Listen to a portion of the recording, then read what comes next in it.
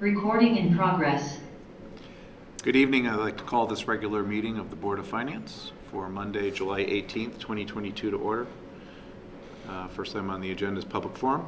Anybody wishing to address the Board of Finance in public forum? Seeing none. Item number 2, approve minutes of regular meeting minutes of June 20th, 2022. Do I hear a motion? So moved. Second. Any corrections, revisions? I can start with the easy one. Okay. I think I found it too. Yeah. I was there. You were there. I was there. Got you on that one. I'll let Mr. Beatty pick up his. Well, no, while I have the chair, please. Sure, go ahead. No, just go right through. Number 2, pension committee minutes, third paragraph in the middle of it.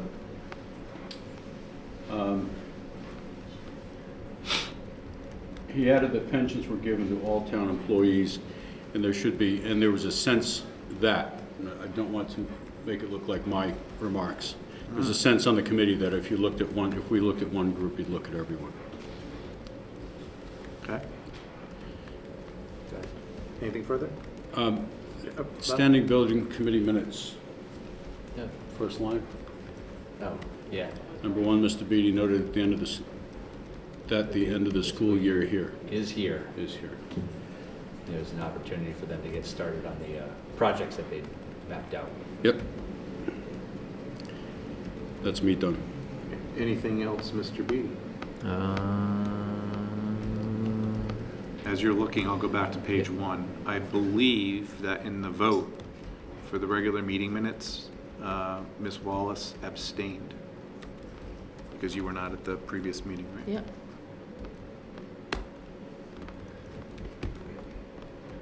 The only other change I had is in on page 5 at the bottom under old business.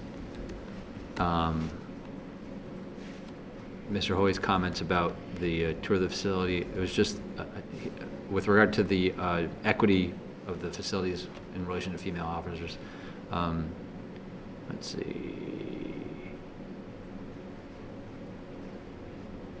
Yeah, just it was grammatical. That there are also some concerns, I think, amongst the members of the force and the administration in terms of equity as it relates to facilities for the female officers. Jeff, can you speak up? Yep, I'm sorry. Thank you. That the first selectman had said he had a tour of the facility and that there were also some, it says some concern, but I think it's just should be concerns, plural, in terms of equity as it relates to female officers amongst the staff and the administration of the police department. Sorry. It's okay. While we're there at the bottom of the page, that last sentence, Guilford is currently in the 20% range, so they're not that far away. Yep. That's all I had. All right. Anything further? Okay. All in favor? Aye. Aye. Any opposed? Any abstentions? Okay. Item number 3, correspondence. Standing Building Committee minutes. We have 2 sets of Standing Building Committee minutes, July 5th and July 7th. There was actually a special meeting on the 7th. If you were able to catch that they did not have a quorum near the end of the meeting, so they had to have another meeting on the 7th. So there were 2 sets. And I see that Chairman DeMeo is virtually with us.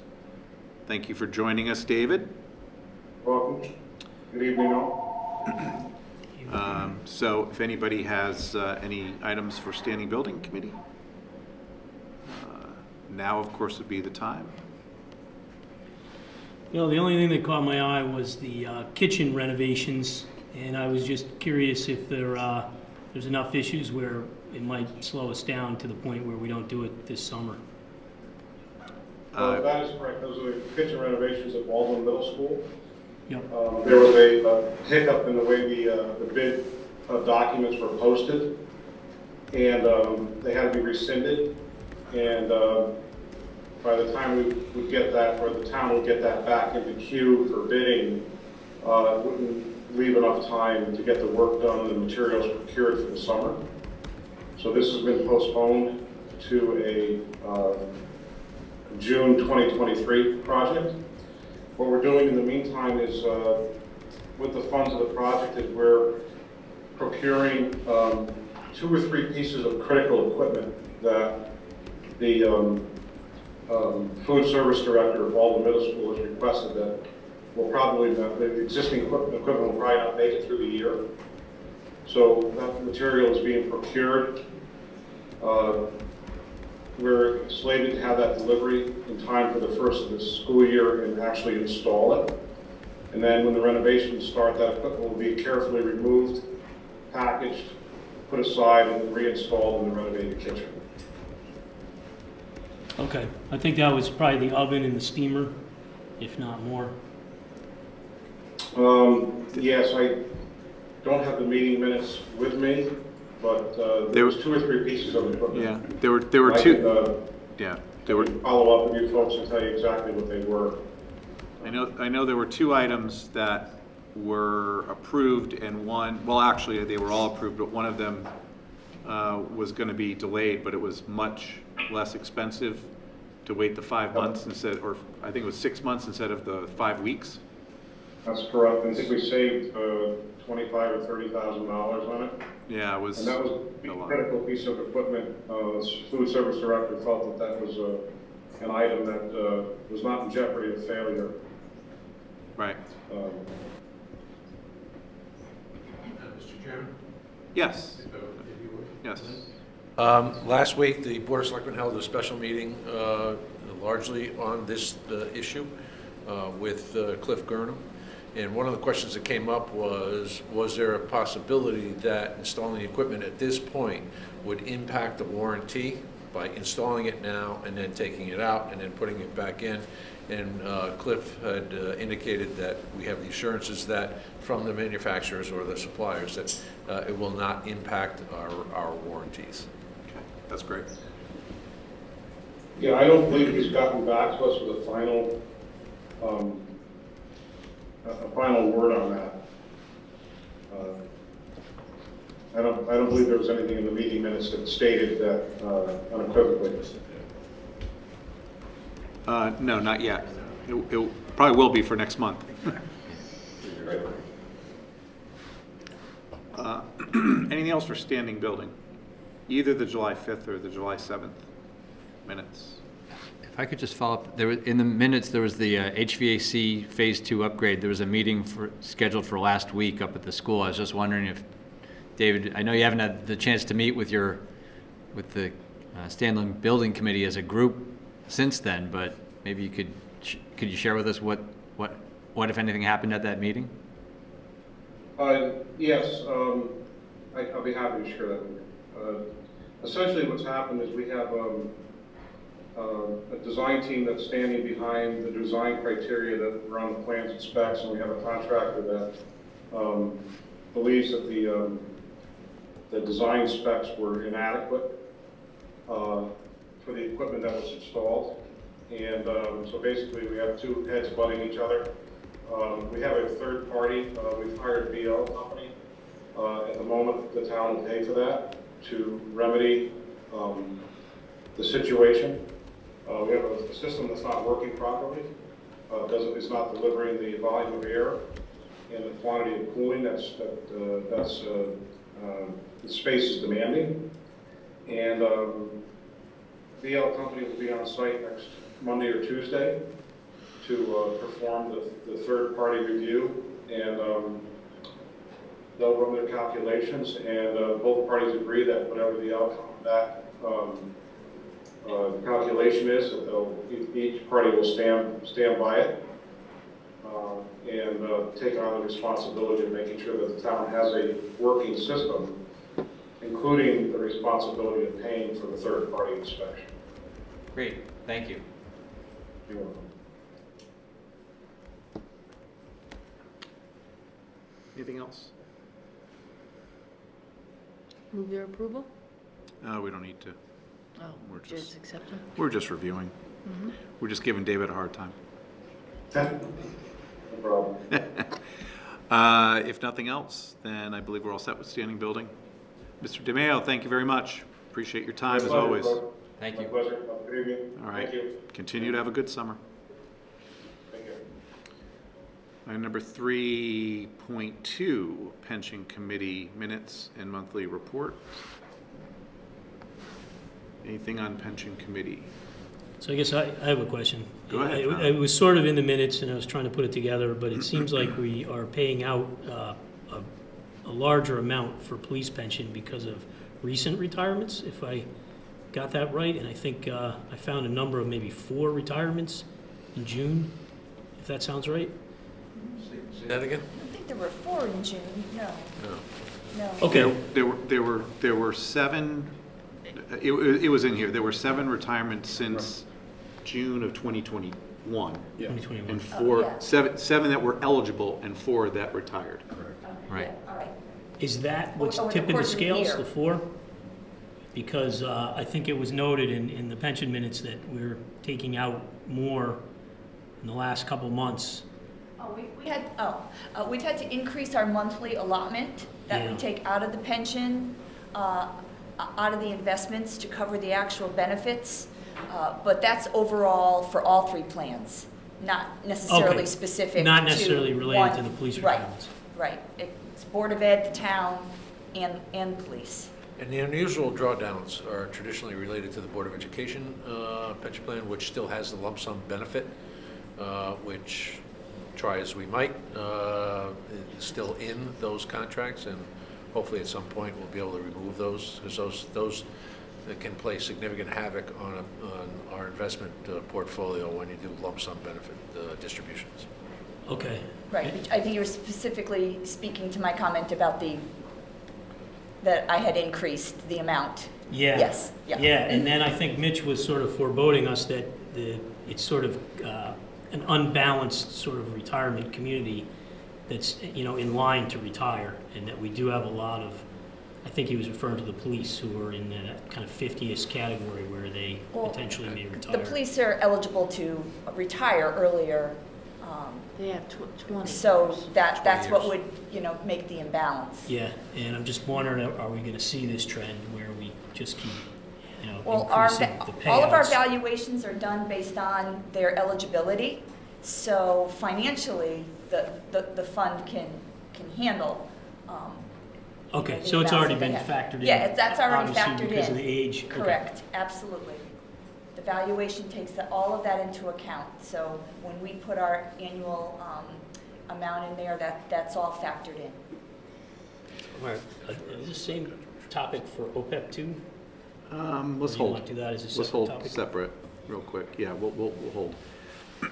One of the things I highlighted, I thought was interesting, and it was what Mr. Bauer had said, and this is the pension committee, I'm not the expert here, but I thought it was interesting where, when I was reading the minutes, it said, respecting the contract and looking at the returns on the town of Guilford pension portfolio, Mr. Bauer is concerned about adding $1 to $5 million in COLA, which that impact, I think when the decision and discussion was being had, many probably look at it as, I wouldn't say a small amount of money, but, a COLA has maybe a small percent, there's a small percentage associated with it, but the impact of $1 to $5 million ultimately on the taxpayers, which then ultimately is coming from the pensions.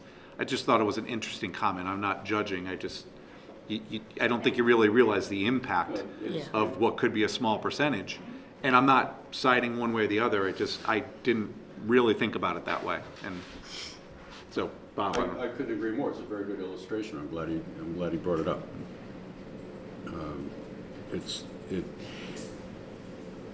Typically, as employees, on a municipal side, the employee contributes 14-15%, the taxpayer contributes the rest. And when it comes to a COLA, it's all pretty much, it's clearly, there hasn't been any more coming in from the employer side, so it all falls on the taxpayer. And of course, it's not a drip, drip, drip situation, it's an all-at-once kind of a situation. So I thought it was a very good illustration, you're quite right. Mr. Chairman, we had an extensive discussion this morning at the Board of Selectmen meeting about granting COLAs, and we actually made no decision at that point. And also, a lot of the discussion centered around whether or not we should just be addressing the police department. And I think the minutes, this board's minutes earlier reflected similar sentiments that I have. Mr. Hartman had indicated that we should look at this holistically. It's in our entire retiree population as opposed to just the police department. And that was one of the things we talked about. If we were to go with the Millman's actuarial recommended, well, actually not their recommended, but their analysis provided us with two different scenarios. One was at 100% of the CPI, which is outdated at 8.5% or at 60%. The changes are relatively significant, all right? Sure. Next year, if we were to take the full, go with the 8.5% number, it would be about $300,000 additional contribution to the pension fund. Now, let's back that into mill rate increase. That's about 1/10 of a mil. And let's not forget that that exists for the next 20 years because that's the life of the amortization. And so that was largely part of the discussion this morning. We agreed to table it. We think that this is probably best served in a contractual manner as opposed to leaving it to the discretion of the Board of Selectmen every 2 years to determine whether or not it should be, that we should be granting COLAs. And there was mixed sentiment on our board this morning relative to whether we should just entertain the petitions that the police department, police retirees have been putting forward, or do we look at it holistically with the other two unions in total? So probably more than you wanted to know, but it's a... Well, thank you. Oh, and by the way, there's at least one Hartman that was on the original. That's another story. Cheaper than me. Mr. Chairman? Yes, Megan, go ahead. As regards to the pension, it says in there in the study that 40% of Connecticut towns have granted a COLA. Do we have any comparables to towns similar to ours that have granted one? Actually, we do. Bear with me, I have the document Yeah, so our here somewhere. actuaries took, what I was looking for, our actuaries took similar towns to compare, and then the police department representative of retirees spoke about additional towns that had them throughout Connecticut. We had a sampling that were similar to us. Now, if I understood, there was sort of a twist in the conversation about that point as well, though, and I think it was sort of established that these were required contractually by some of these towns. Correct. Well, Okay. the list that we received from Millman, and I may not have included in my packet here tonight, had, you have it online, right? And I probably have it online. But there were, as Mary Jane said, there were comparative towns, right? And there were some that, and there was one column that says yes or no, right? And that was whether or not it is required by contract. And I believe only 7 or 8 of the sample size that we had on comparable towns had requirements. And those contributions ranged from things as simple as 1% a year, 2% a year, 3% a year, 2 or 3% after you reach the age of 62. So there was a variety of There's no hard and different- fast rules. Yeah, no, there is no one size fits all. That's very apparent. So, and again, 40% is a number that was used relative to all the towns in the state of Connecticut. That means 60% don't. Mm-hmm. Yeah, I was just curious if there were towns similar to Guilford in composition that. Yeah, we can get that to you. In fact, it was on our board pack this morning. Right. Is there anything else on pension before we go to OPEB? I did also see, I mean, I think it's only worth noting, or should be worth noted, that we had a pretty big retirement with the Director of Public Works, Tom Fillion, retiring. Yep. So I guess this is the one time to say congratulations and happy retirement. But I did notice that he just retired a couple weeks ago. So happy retirement to Tom. If nothing else on pension report, anything on that? Pretty much was stagnant month to month. very little change, if any. Actually, that's good. given Yeah, all yeah. of I mean, the it's been volatility. trending down, down, down, so this Yeah. kind of stopped the proverbial bleeding for a bit, for 1 month anyway. And then OPEB. Jonathan, do you have something? Yeah, so my OPEB questions kind of were surrounding our experience so far. And I was trying to recall and put together, I looked through a few statements, but I'm not sure if I caught enough detail. But I think we started with 2.7 million, and we're at about 2.4 million,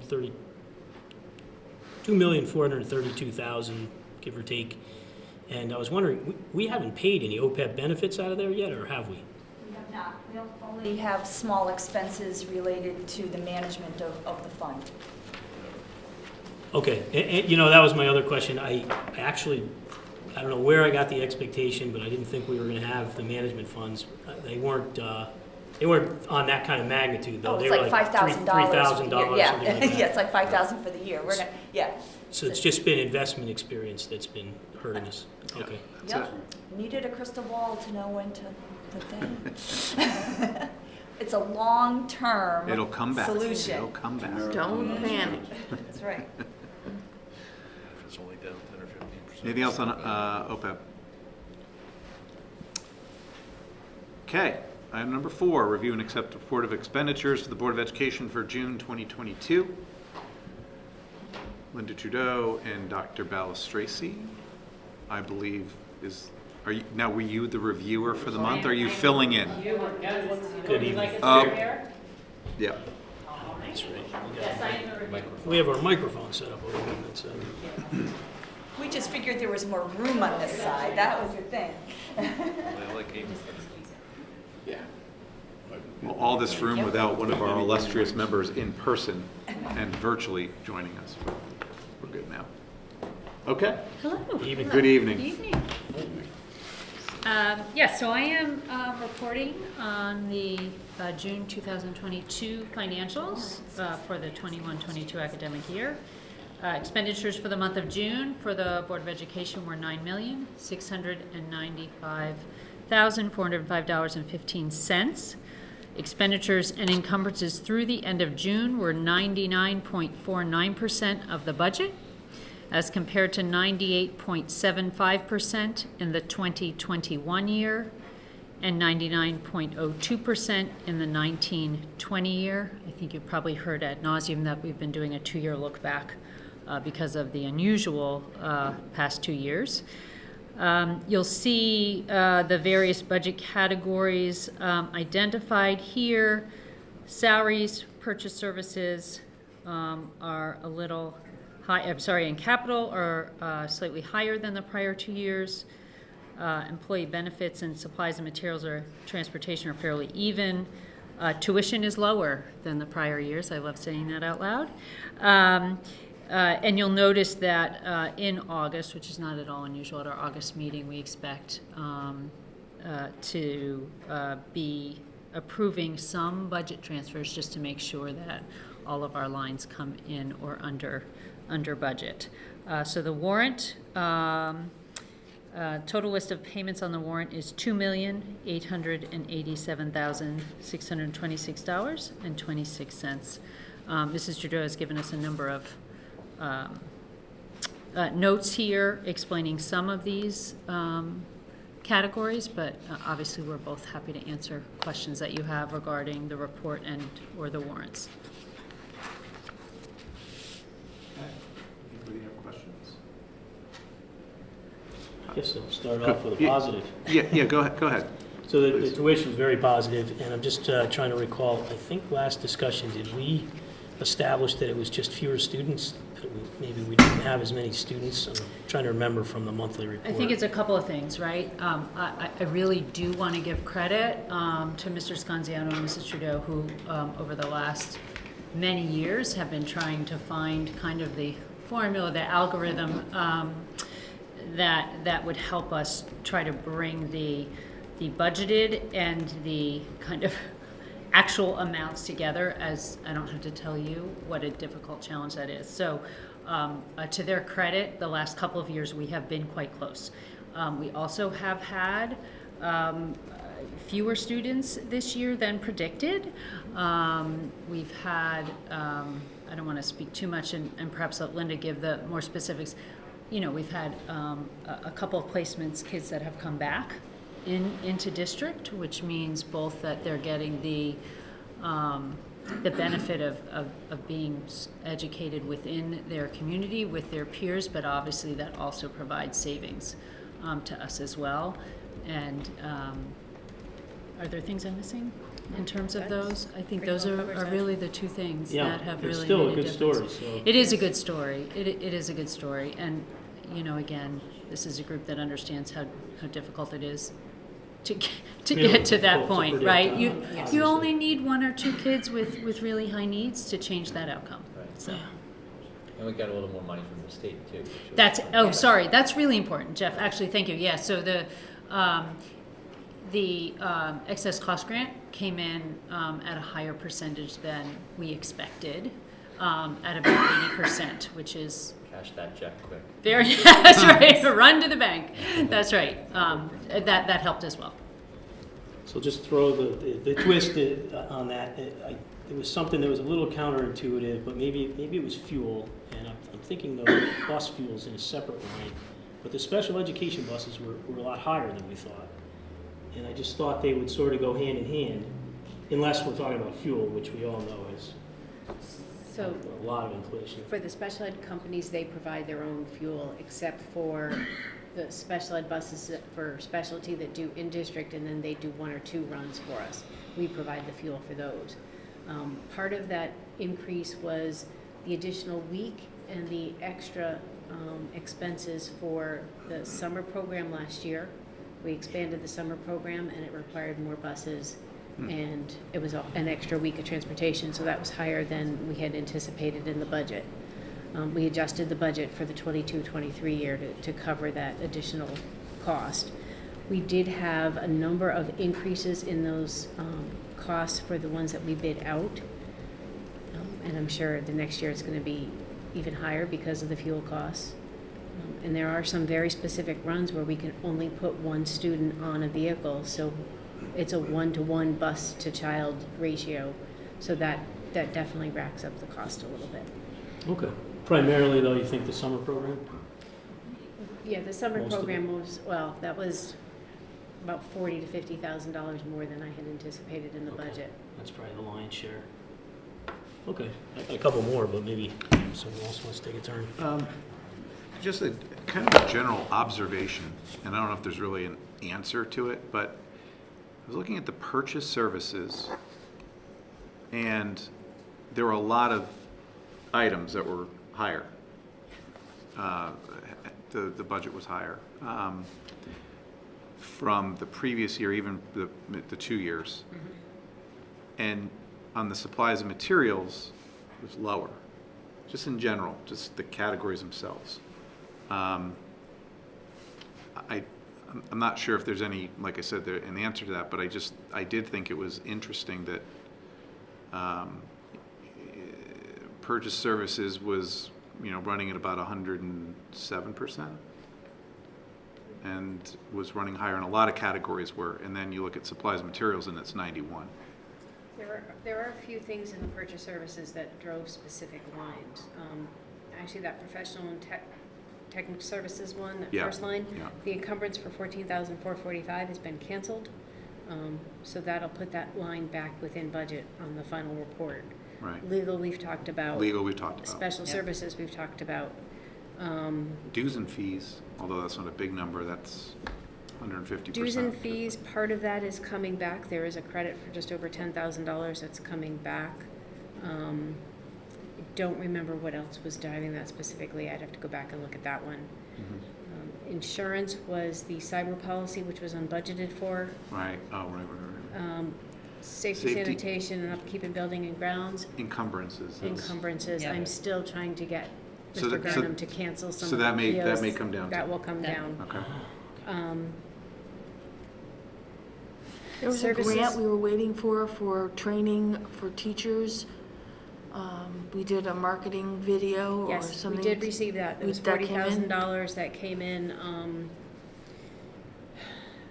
in early July, but it'll be Yeah. recorded as a receivable for June, so we did receive those funds.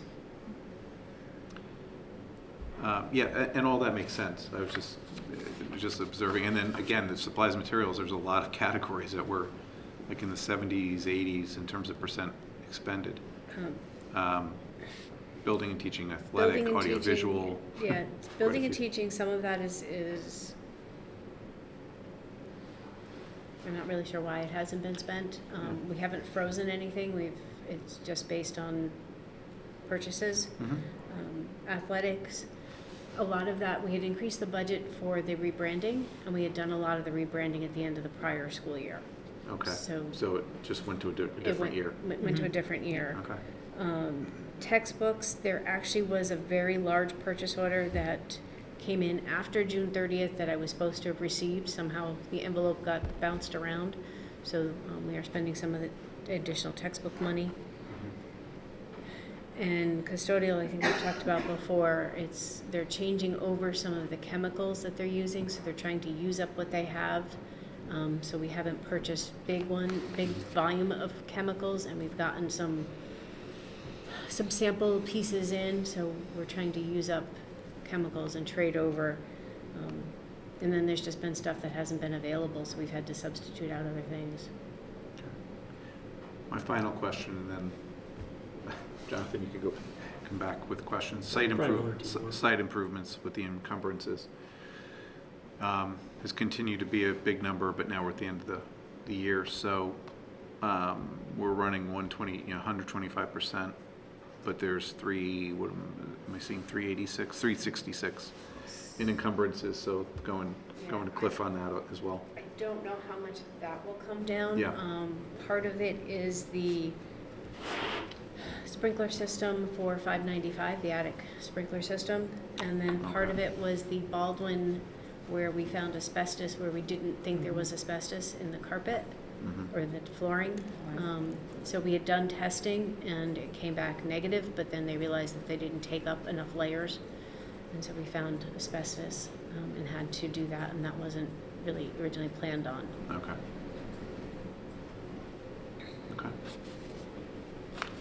Jonathan? So before I go diving into a couple more numbers that were over budget, I just wanted to note to the taxpayers that we're under budget for the entire budget, and budgeting is a difficult science and art, so we're in pretty good shape, and we have a little bit of surplus. And then I guess I had the general question about clearing the encumbrances. It sounds like there's a potential to even have a larger surplus if some of these encumbrances are going to be canceled. It's not going to be a larger surplus. There are a number of bills that I am still waiting for. I have 1 month of legal bills to still come in. There's some tuition bills that have not come in. There are a few other bills that I'm trying to chase down, some contracted services bills that I'm trying to trace down. It's amazing in this day and age that I have to beg people to send us invoices, but we really do. I recall the transportation billing was kind of, for a while, was kind of running at a lag. Has that been corrected? It's been better. We paid quite a few between the actual end of June and now. Okay. So I think there's maybe one bill that I'm missing, and it's only for one specific student. Okay. So everything else seems to be. So that number should be pretty solid. Yes. Great. Can you just refresh my memory, though, on the legal and the special services? We're running over pretty high there. So legal is a number of things. It's contract negotiations, and we had 2 contracts, one that ran extremely long in negotiations, and one that was longer than normal. Okay. General labor issues, special education, legal, and then some legal for Freedom of Information Act requests. So one question about that. Why are Freedom of Information requests legal? Isn't that just an administrative function? I mean, we either have it or we don't, and we give it to them, or we don't have it? Some of it depends on the fact that because fair amount, obviously, of what we do in Guilford Public Schools involves students and their private information. That there are times when a FOIA request comes in that we may need assistance in identifying exactly what we need to retract and what can stay in, and we want to do our due diligence to the request. At the same time, we're doing our due diligence to the privacy of students and that information. So that there are times where we need... That kind of personal information at a student level like that? It depends on what someone asks for. If they're asking for documents around, specific discussions, specific conversations, et cetera, I mean, obviously generally, no, right? But there are times that the request is non-specific enough that it requires that we make sure that, and it's not just student information, there's other information, obviously, around contracts, around all kinds of stuff that we do that is not per se public information, and we need assistance to identify what we can release and what we can't, again, to do due diligence both to the requester and to the system. It seems to me that you're placed in a situation where you're trying to strike a balance between the information that the person's requesting that you want to provide them. Absolutely. But at the same point, you want to make sure that you're not divulging information that is protected or otherwise going to result in the school district getting sued by somebody saying you shouldn't have released that information about my child or my family or my bargaining unit or whoever it may be. That's exactly right. Thank you. Yeah. So it's really about making sure that we are walking the correct line in that balance. And rather than have the administration and the staff spending time doing that, it is, in the long run, more efficient to refer out to an attorney and to make sure that sometimes we make sure that's right. that We you're want to doing it make legally. sure that is exactly right. Right. That is exactly right. And we have gotten a larger number of those requests in this past year, and some of them have been quite extensive. So we've needed to do that.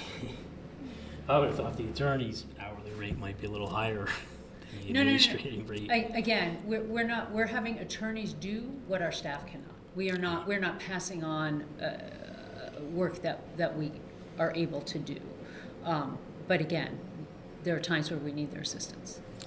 I'm sorry, I need the refresher. I know we probably had these discussions in the previous meetings, but can you also just sum up the special services, some of the reasons why we were a little over budget there, or maybe up a lot over budget? Special services is for contracted services related to special education students. So it includes everything from evaluations that are required to be done for nursing services if a student requires it, outside OT or speech services. It's behaviorists that we contract out for to come into the schools instead of hiring our own, because it's more cost effective for us to contract for it. This way we can have multiple people, and if there's an absence, then they provide coverage, where we wouldn't be able to do that if we had an employee, because it's a very specific skill set. There's a number of other contracts that are included in this category, and like everything else, the costs are going up, and then specific needs require us to do very specific things. Now, I was also curious, does this turn into a positive? Is this the School of Guilford trying to do more with special needs in-house instead of having to send them to more expensive facilities? Yes, a lot of it is related to the students that we are keeping. There's a flip side to that where Absolutely. we've got some higher costs here, but overall Right. special education. We're saving on tuition, costs but were we're lower. spending a little bit more in either transportation or contracted services or both. Okay, thanks a lot. But you have the same problem. Problem may not be the right word, but the same challenge that may come up where a student's needs may differ from September to January. And so although you're able to keep that student in district still, the services that they need to achieve their progress change, and so the special services may need to change Absolutely. correspondingly. And So that you've still got that same volatility. Right. It's just within the district. That's right. rather And than Linda can tell you, outside. every 3 or 4 months, maybe not quite that frequently, maybe every 6 months, I will raise the question after going through warrants to Jason Scanziano, to Linda, like at what point do we think that we should consider, for instance, hiring someone with a particular skill set rather than paying for consulting services. And they reassure me every time that that's a constant question, right? Are we utilizing folks, these services, consulting services, to the point where now it makes sense to bring someone in-house? And there's a lot that goes into that decision. It's not purely financial. We have 7 schools, right? We'd have to have people moving around. There's a question of changing needs, right? So, but that's something that they're constantly looking We at. also have individualized educational plans that Sure. change. That's exactly right. No, that's exactly You go right. into a school year with one plan and then modify it, and it requires more services, perhaps, as a result of that. Right, that's exactly right. So,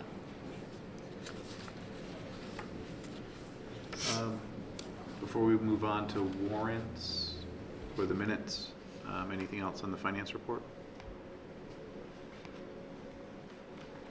Otherwise, we'll move on to any of the documents. I did have one question on the warrants, page 6. About a third of the way down. Connecticut Center for School Change. I think I've asked the question before what that's for, but I'd be darned if I can remember. But it does say it's 22-23 Superintendent Network. What is that expense for? the Connecticut Center, and Linda, you look like you're looking stuff up. The Connecticut Center for School Change is one of the many organizations that the district works with, right? That provides support and information and occasionally training or professional development. This particular expense, I think Linda's working to. Yeah, I know this actually is part of the ESSER grant, which is why Acceleration Network Improvement Committee is the note that I wrote here. I can provide you more detail on this tomorrow, but I do know that it is part of the ESSER plan for working on the learning loss acceleration that is So one this of is something we will be reimbursed for through the grant? Yes, it's paid by the ESSER grant. Full amount, or is it a partial, or it just? That full amount is covered by the ESSER grant. Okay. That's good to hear. It's good. This is once a year. It doesn't seem, I remember seeing this before, and I can't believe it's been a year already. So I looked into, it's a nonprofit organization with a mission to help districts teach all students to achieve high standards. Sort of, it's kind of, and further descriptions make it sound like a coaching style thing, but do they go, is it straight to the students, or is this to coach administration or the superintendent? Because the term superintendent appears on there, so it made me superintendent network. It brings together like all of the statewide educational leaders, not just superintendents, but other leaders within districts to like make systemic change across school districts. So and again, Linda has said she'll get more information, but it's working with our administrators at times. It's working with our staff. It's not generally people that are working directly with students, but again, training, PD, networking. Okay.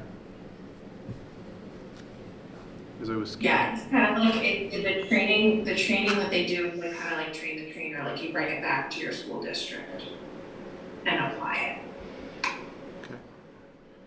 I was just scanning it. There was one other thing on page 20.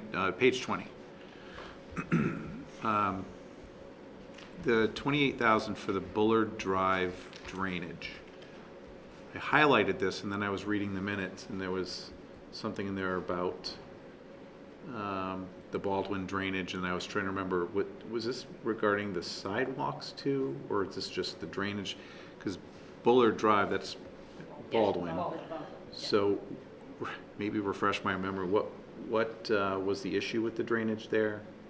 And that's probably, is that one of the, one of the expenses that was unforeseen when it came to the capital? I do not remember specifically where, what the issue was and why we did Well, the you and me drainage. both, Yeah. so that's why I'm asking. I will follow up with Yeah, Mr. we'll Goodman. follow up with Cliff about the source of. I read it again in the minutes about the drainage of Baldwin, but it wasn't clear either. We weren't talking, right, we weren't talking cause, we were talking, It was just a project. right, but project, it we was were talking what- project and timelines. And I'm sure it got that's fixed with exactly right. $28,000, just what had happened. Yeah. Just curious. No, we can get back to you on that. All right. That was all I had on one. Does anybody else? This one, page 15, Sure. I'm just curious who, it's third line down. The eye is always drawn to larger numbers, so $94,500, a little bit more to the Omni Group. I went to go find the Omni Group, and I came up with sort of software companies and things. I won't mention the names over to the right. 'Cause it Actually, it's, the website is omni403b.com. Uh-huh, oh, 403B. Yes, Oh. so, this is for retirement payouts. Uh-huh. Certain people who qualify based on a hire date are eligible to have their unused sick days, up to whatever number is specified in the contract, put into either a post-retirement medical trust account, Uh-huh. where they can pay for any post-retirement medical expenses, or it can go into a 403b. Okay, and this is the group that administrates Omni is the our third-party administrator for our 403bs. Thank you, I didn't know that, thank you. And this is the contribution to that for, For Yeah. certain retirees. okay. Those people, Yep. Yep. great.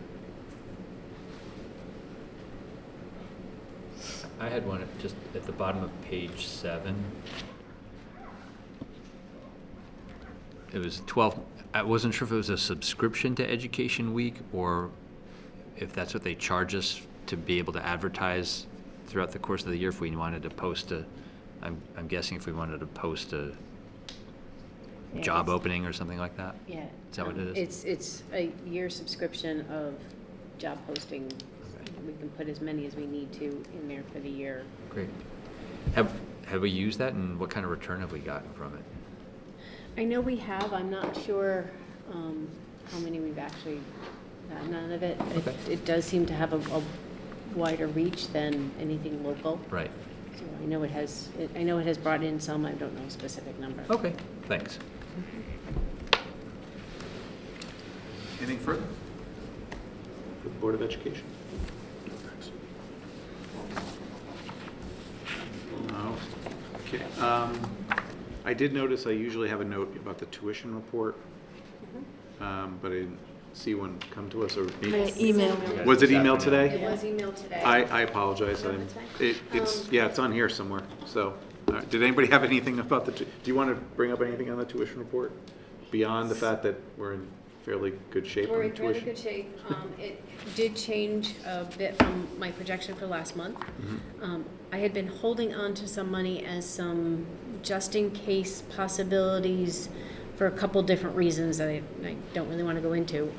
And now that the school year has ended and I know I don't need those funds, right now we're showing $524,875 under budget. I want to see it. I would love to. And we were 5 students below the amount that we budgeted for.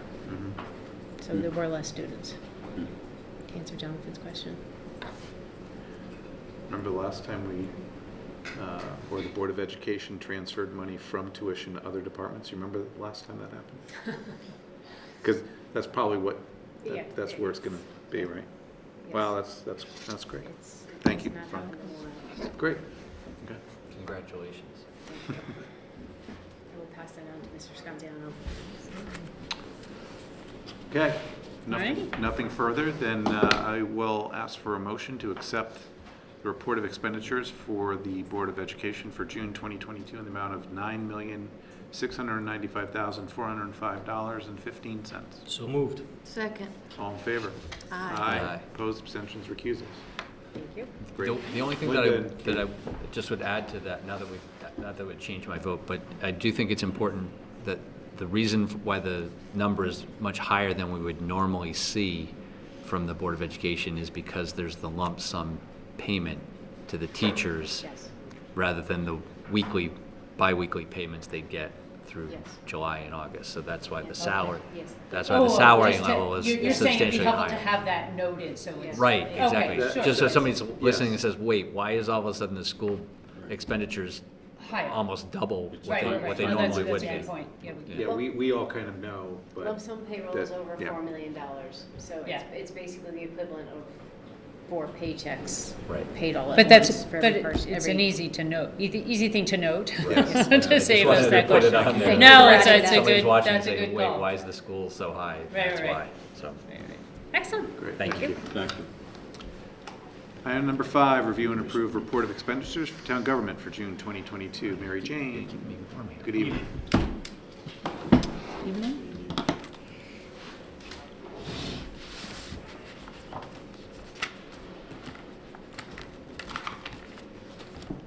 So I'll Revenue. start with the good news, Okay. the revenues. Just so you know, in general, we will still be collecting revenues and making, writing checks, through like the first week of August. So all of the reports I'm showing today are unaudited and not final. The revenues, however, pretty much all of that money is in. I am not aware of anything significant that is yet to come in. So as you can see, our bottom line is 101.9% collected with a surplus of $2 million. Made up primarily with tax collection, but as you can see, almost every single one of our departments brought in more revenue than budgeted. Specifically, the ones we've been talking about month after month, town clerk conveyance fees, the building department for all the building that's been going on during COVID and has continued, follows through to planning and zoning and all the other regulatory boards. The golf course is over $50,000. The fire department has brought in $60,000 over their budget, and then we did receive an extra grant from the state that we were unaware of, which is the other departmental on the bottom. So our revenues are very well presented here. Oh, okay, all right. So, yeah. I couldn't resist. After you've given me a hard time for 12 months. Yes, finance department is over, brought in more than budgeted. It's nice to see the Parks and Rec is almost at 100 as well. Yes, That's yes. what I had noted, is Yep. Park and Rec. Park and Rec came That- through yeah. and still that's without the revenue that we've talked about for this building. No notable mention for the golf course? I did say the golf course. Ah, I missed it, okay. I'm happy with the golf course. Yes. 4. Anything on revenue? Okay. Expenses. On the expenditure side, I just want to note, you've probably seen on board pack, I have 2 separate reports. One shows where we are cash-wise today, and then the second one I'll talk about that shows where, as I've been discussing month after month, some of the other committed fund balance funds that we have that we're pulling in. But overall, as of today, not counting those pending transfers, we do show over budget about $300,000, but we have over $700,000 worth of purchase orders that my office is working with all the departments to clear out. As you can see, that column is kind of empty. We've been trying to eliminate a lot of that. So that's where that stands. But I'd really like to review the second page, which has the same information but an extra column for those pending transfers that I will bring to the Board of Selectmen and this board either at the August or the September meeting, depending on where we're done. But those represent funds that we have in committed balances or in other areas that, again, like I've said, we've talked about throughout the year, that will be, they were approved through the Board of Selectmen, and we'll be bringing those in. So as you can see, most of the departments, once we look at those transfers, are not over budget. I just want to make note that we do have the July 1 and the July 8th payrolls, which will be moved back into fiscal year 22. We do these accruals every year. So it's always a rolling 52 weeks. So those will go back into last year. So the expenditure numbers in all the departments that have payroll associated with them will be higher. So that brings us to a couple of the items that may be over by the end of the year. The Registrar of Voters is one of them. Significantly high expenses for poll workers this year, especially when we change the rate of pay through the state on an ongoing basis. Natural Resources is overdrawn by $20,000 at the moment. We are working with him to remove that encumbrance, but we have talked about tree maintenance from time to time, so I'm not sure if that one will be over at that time. The golf course is over. We did discuss that last month. They had some significant tree damage there, and that's the majority of that overage. I'm gonna skip the fire department for now, and move on to fire department communications, and move on. Let's see, that's the health department may be slightly over, and employee benefits is showing over right now, but we have our final transfers that come in from the transfer station. The town pays all the expenses related to the benefits for the transfer station employees, and typically quarterly we bring that money in, so there'll be money coming in to cover that. So the last one we wanted to talk to you about this evening is the fire department. I still have a couple of items that I need to move into here. We have one more COVID booster shot and COVID test kit handout clinic that we are working with FEMA. We'll be putting that money back in, and we have a gentleman out on military leave, and he will be reimbursing about $40,000 to us as well. So I have talked about this line for the last few months, but we did bring the chief and the deputy chief in here. They're where I'm getting all the information. They can attest that, we've been talking regularly for the past few months, trying to find every dollar that we can that can go back in. We've moved some ARPA money in there for overtime, but they do have some significant overages in the replacement line, due specifically to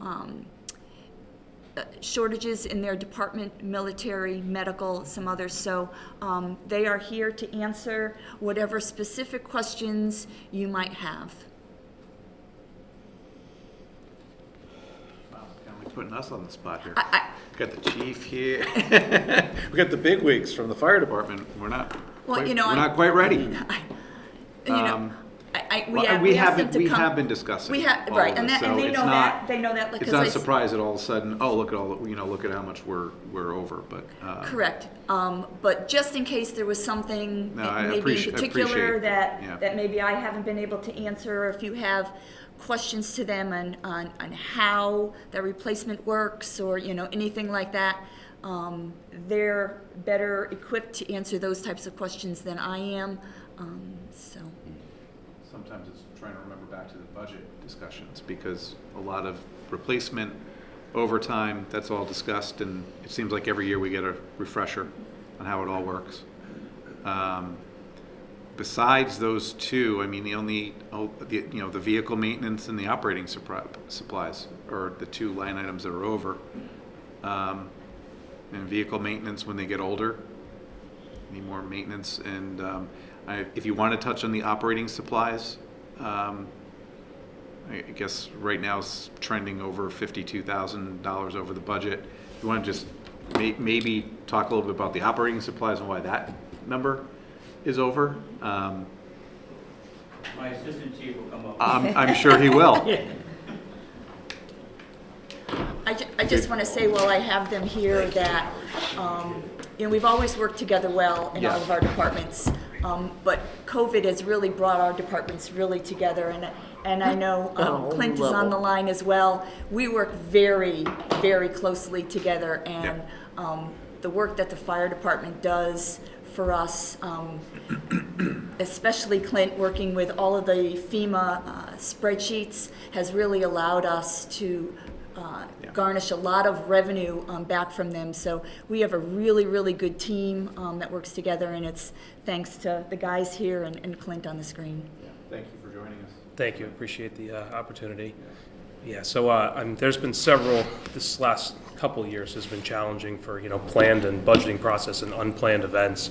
As I said, thank you, MJ. We've had a team of us to get together, usually at least once a month, or looking at all the things we have going on. A lot of grants, a lot of trying to understand, what's available for FEMA public assistance to reimburse certain things, ARPA funding, other grant opportunities. Over the last 2 years, we've used as many pots and pools of available money to kind of offset our budget. Some of the big unknowns are like FEMA public assistance, and we've talked about that over the last year. What can we put in for reimbursement from FEMA versus what we can use for ARPA funding, and trying to look at, in terms of services or salary reimbursement versus equipment reimbursement or certain things like that. So we know more than we wanted to ever learn over the last 2 years about FEMA grant processes and a lot of those things. Operating supplies in general, overall, I think equipment this year has been significant for us. We've had a tremendous amount of cardiac arrest saves. We had specifically 6 this past year. The cost of medications and things like that have continued to go up. Our requirements to carry certain specific sets of medications.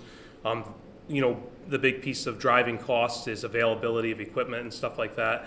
So I think that's most of the direct relationship to operating supplies and the ability to get things and the increased costs. I'm not sure anything else I want to touch on. How about the vehicle maintenance? Oh, vehicle maintenance, that's always, I say a challenge to continue.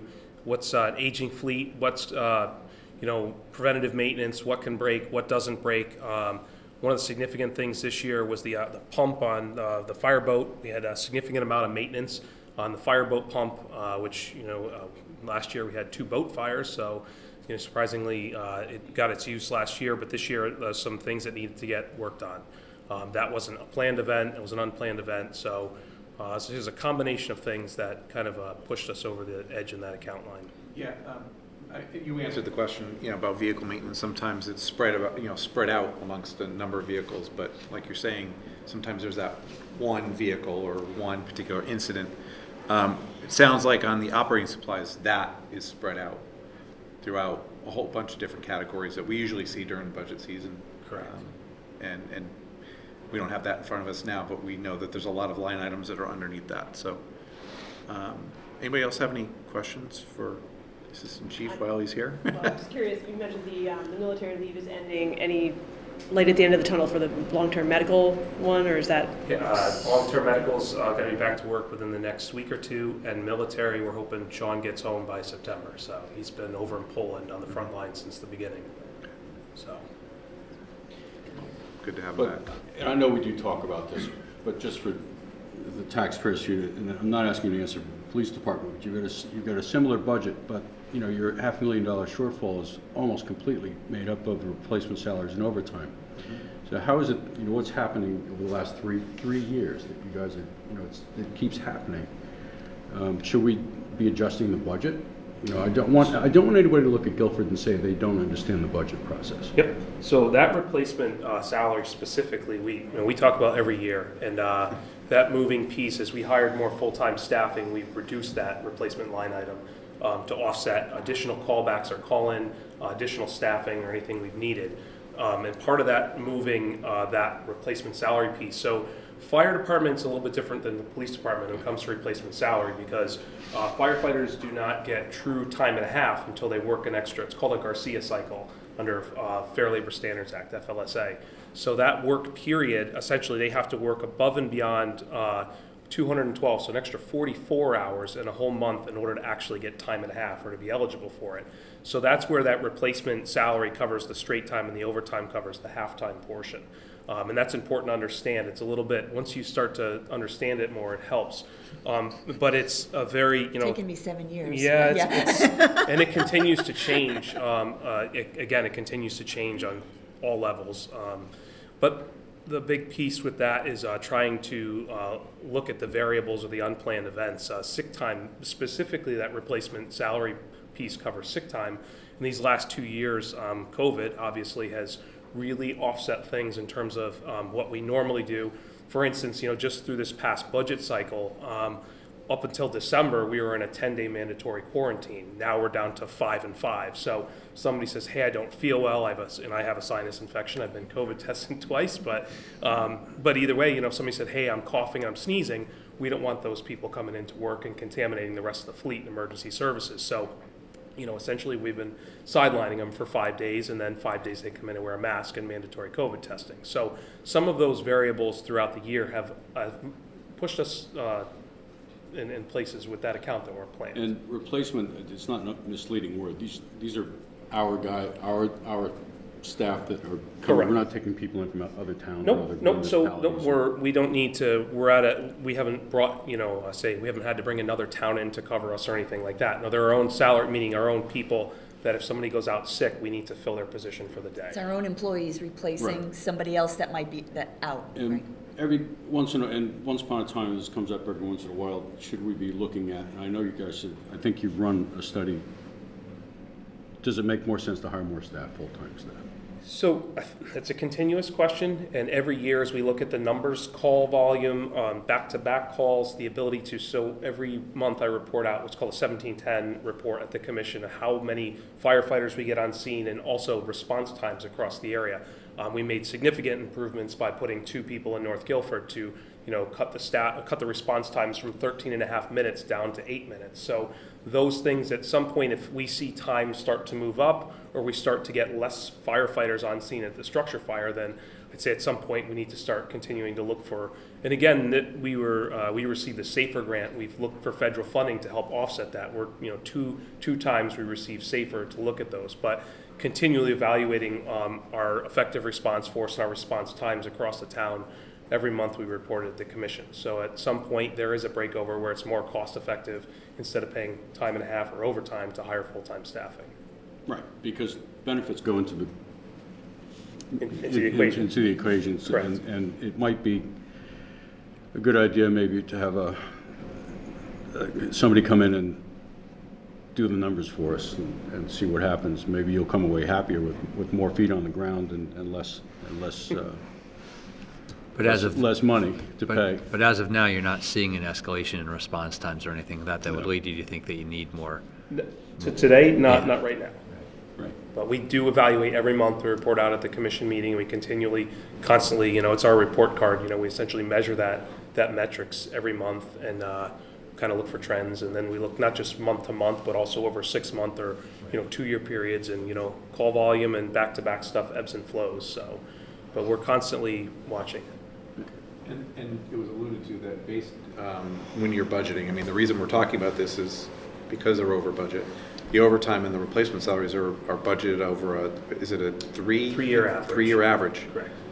Which is pretty much the best you can do. Yeah, and this last year was, these are not good budgeting years. Yeah, with and the these numbers. Really, unique, the last yeah. 3 years are going to be that way. Yeah. So the budget's going to go up, so the numbers will look better as we go, even though you're spending about the same. Exactly, yeah, Okay. precisely. Yeah. So to reduce the replacement cost, will you ever consider less staff per shift? Well, I think the big piece of less staff is, there's a couple factors that go into that. Big one is ISO ratings, our ability to perform our objectives, getting enough staff on scene. Volunteers have played a continued role in that, and volunteer staffing across the country has continued to go down. It's unfortunate, and it's not just Guilford, not just Connecticut, it's the whole country. And that transition, what used to be a predominantly volunteer service and people providing that for a low cost, is slowly fading away. And it's not just the fire service either. So I think we continually to look at our targets and what is expected of us based on national averages and what the expectation at Guilford is, and we try and hold true to those things. You know, I think a long time ago, may have reviewed the ISO staffing. I think these are like objectives you have for certain people with certain skills being on duty and how your response is and how many men you want at a site. So that's what's really driving it, right? Essentially, yeah, and that also determines insurance ratings, also water supply, communications. There's a couple big areas that ISO looks at on our report card for the town that reports out to the insurance companies. And that's a big determination of what commercial fire tax people pay within their taxes and businesses and homes during the town. So, and the same thing with hydrants, as we expand the hydrant grid, you know, if you live within 1,000 feet of a hydrant, that will continue to bring your rating down for your insurance ratings. Like Mulberry Point, for instance, when they put the hydrants in there, a lot of people, we had to give them letters that said they were within 1,000 feet of a hydrant. So there's a lot of different factors that go into that ISO rating. Yep. And those ISO standards, they were kind of written by retired firemen, right? Oh yeah, Okay. I'm But ready to. they're not statute. No, they're not. They're actually insurance requirements, or insurance companies use them for ratings. But there is a lot of subject matter expert that goes into them of determining what you need for equipment and resources to put a fire out, and also provide medical services for taxpayers. Okay. So normally maybe you'd have 8 guys on shift, and you wouldn't consider like, oh, we could have 7 because someone's out tonight. No, in terms of shift minimums, based on the data and all of our stuff, in terms of determining the minimum number of firefighters based on the effective response force, it's all part of the equation of making sure that number, we're able to safely operate within those parameters. Okay. You know, I wish maybe that was looked at a little more, there was a little more flexibility. But, you know, also on the flip side, I keep wondering, you know, you got, what, $383,000 of replacement costs. It just seems also going the other route, someone who's full-time could float between shifts, could close some of that gap. And some of that, for instance, I think, it's a really good story to tell, is the 6 lives we saved this year, specifically the cardiac arrest victims. I think if you asked, you know, making sure that we had the right number of people on scene within the right period of time save their life, and that really made a difference. So I think that the value of those overages really helps kind of tell the story. Yep. But again, isn't there some break point to cover that overage with someone who's full-time instead of, I guess, paying replacement costs for the existing staff rate? Absolutely, and we continually evaluate it. All right. It's not an easy problem, I know. No. It's a puzzle. Megan, go ahead. I just want to add, and this isn't in defense, but I think it's also really unique to have an advanced life support fire department in a town. So not every town in Connecticut even has that. So that's something that's real. I think if you polled most of the towns, they don't have ALS. So I think we really have to factor that into what we're paying for and the quality of service. It's just my 2 cents. Thank you, Megan. Thanks, Megan.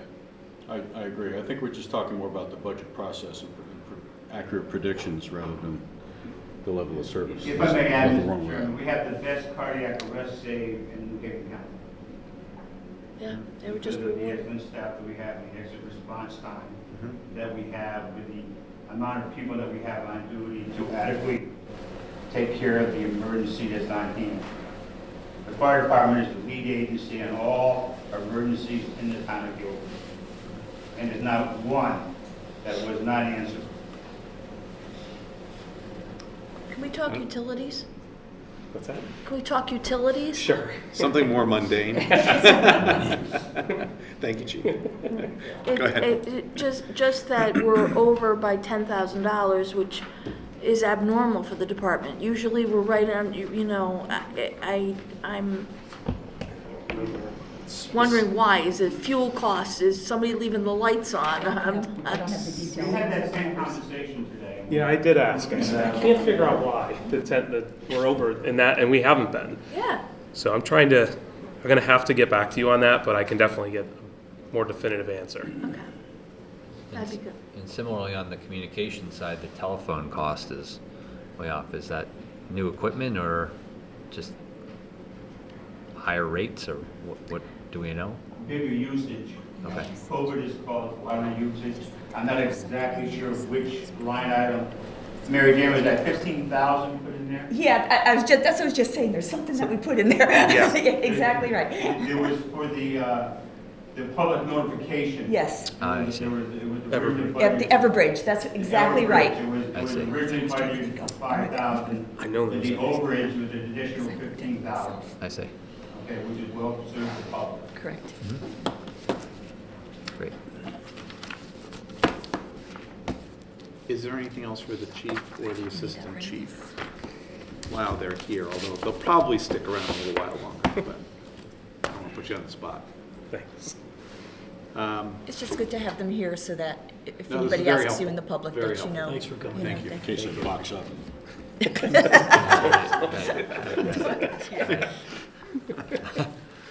Not what they like to joke about, sorry. It'll drive your response time average There down. you go. The best save. Anything on, thank you. Is there anything on warrants, special fund, weekly?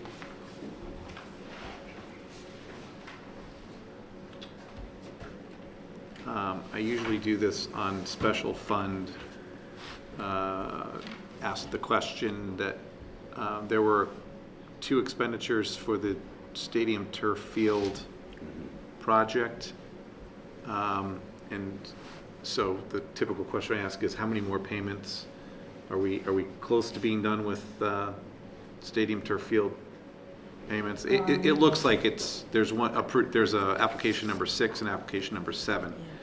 So it could very well be that those are I the don't last know couple. off the top of my head, but I could let you know where we are with that project.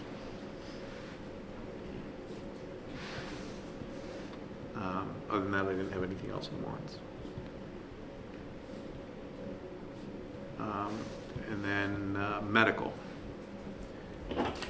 So the percentage of ISL covered went from 40 to 45, but it appears that we're still looking at about a deficit about 547 Yep. at this particular moment in time.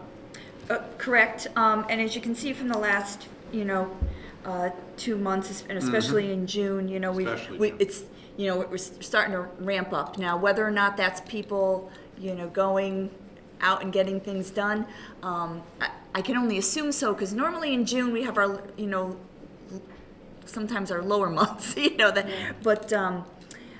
So we do have a deficit this year. We are still showing a fund balance of approximately $5 million. Represents about 5 months of expenditures. In normal years, we look for 2 to 3 months. As I've said in the past, I've been looking for at least 4, and here's 5 because we just don't know the effect that COVID will have. So we're easily able to absorb that deficit this year. No, we're still in good shape. Yeah. It's just, a hit that we had seen in the past came to realization, but we can weather it, as you said. Yep. So you will note in here that I do have the first half of the expense of the Slim Nation Right. program. So I have a little update for you. I gave to the Board of Selectmen today, and to tell you just so you can hear the success stories of what you've approved. So the town had 22 employees apply. 20 were chosen by lottery because we were allowed 20.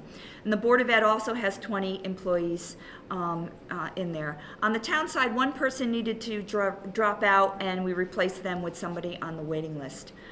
But I have 2 unsolicited remarks that have come in regarding the program. The first one is from a Board of Ed employee, and the person writes, "I wanted to reach out to you personally and thank you for bringing Rob Nevin's Slim Nation program to Guilford. I can't begin to tell you what a difference it has made in my eating habits, and it has only been 3 weeks. I was a true junk food junkie. This is the first time I have ever gone this long without eating processed food and candy. I feel so much better without having the highs and lows of the sugar rush. I appreciate the time you put in to make this happen for us. Thank you again for changing my way of life." And a member of the town wrote, "I've been following the Rob Nevins plan for 2 weeks now. I can tell you it's working for me. My case is very different than most, but it's working. Thank you for doing all that hard work to put this together for all of us. But, and we just know within our office building, you know, we know who in town hall is on, and people are really doing it, and it's making a difference. It's really making a difference. So hopefully the success of the program, when it's complete, will allow us to maybe run a second time. But just wanted to give you an update. Since the bill came in, I thought it would be good timing to let you know. How long does it go for? 6 months. Wow, nice. The normal program he runs is 3 months, but he's doing 6 months for us at an even reduced rate. So, Love to hear their stories, 6 months. yeah. You know? Yeah, I'm so- sure there'll be more, Olympics. sure, there'll be more unsolicited, probably. So, Yeah, well, I mean, once they started to come in, I said, well, I have to, we have to share these. Yeah, This no, is, that's you great. know, Thank you for doing so. you guys need to know the effect of, doing that, so. Yeah, Good to hear. That's great. thank you.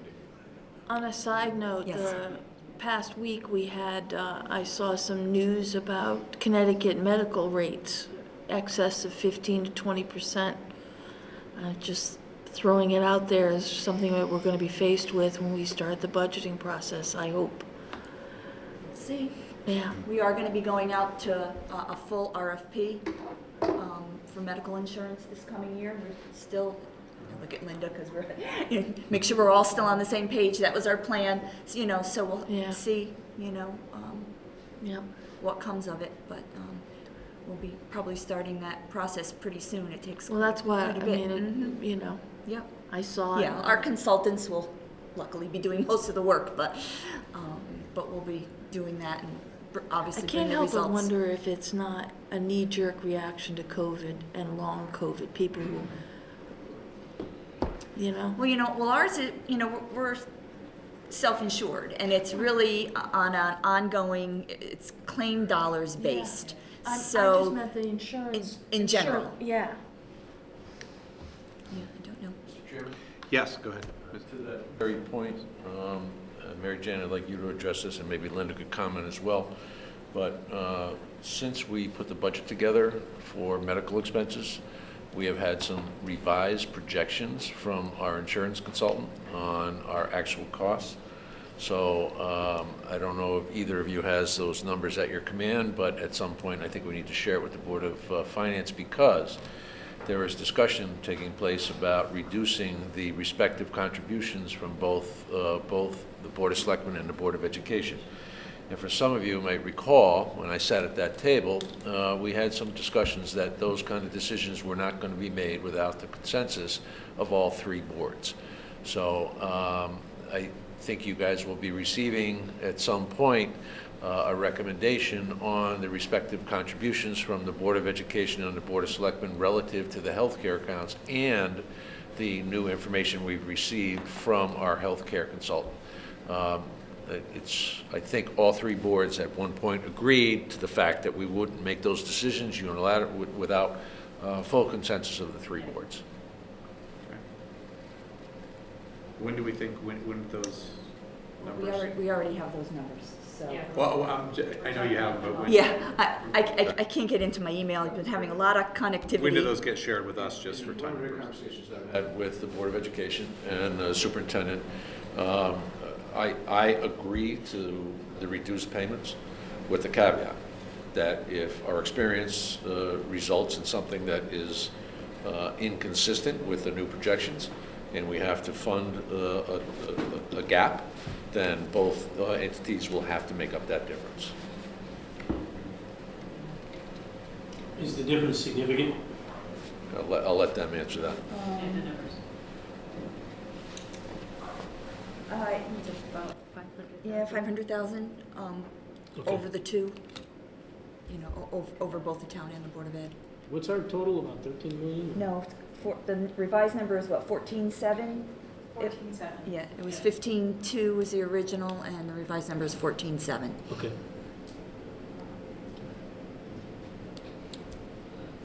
So,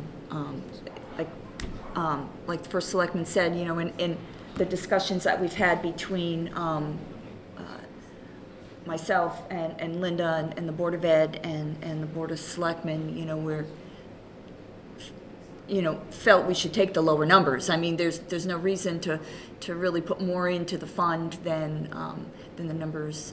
But we can have a report for you at the next meeting, and with all the details. And we have the advantage of the cushion we just talked about. Yes.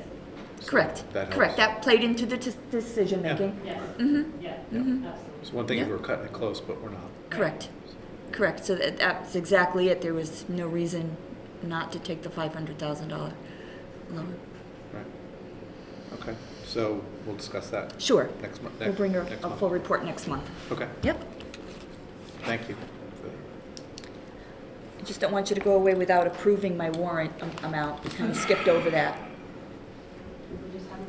Just haven't Okay. gotten to it All right, yet. just wanted to make sure, because we usually do that before was the about to the go- medical, so. I was just about to go with I'll entertain. Okay, I'm sorry. My staff, Would I you like to barely stay get there in the while we door do- in the morning, and my staff already wants to know if it's approved.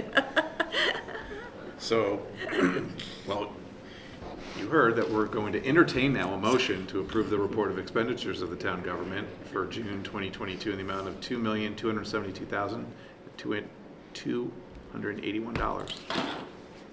So moved. Second. All in favor? Aye. Opposed, abstentions, recusals. I need to recuse myself from any payments to Antonazi Associates. Thank you, Mary Thank you. Jane. Thank you Appreciate very it. much. Thank you. Item number 6, committee reports, building permits. Believe it or not, that was the one I did not open. Oh, no, I did open it. Tracking of where we were on single-family residence Yep. last year. We know building is booming right now, so that's a good thing. Anything else on that, on permits? Otherwise, we'll go to item number 7, old business. Anybody have anything under old business? How about item number 8, new business? I'm looking at our first selectman. He's, okay, this is the time I'm just going to go right to number 9. Yeah, really. Anybody wishing to address the Board of Finance in public forum? And seeing none. Motion I to will- adjourn. I will entertain one more motion this evening. Motion to adjourn. Second. Great. All in favor? Aye. Aye. Thank you very much, everyone. Thank you.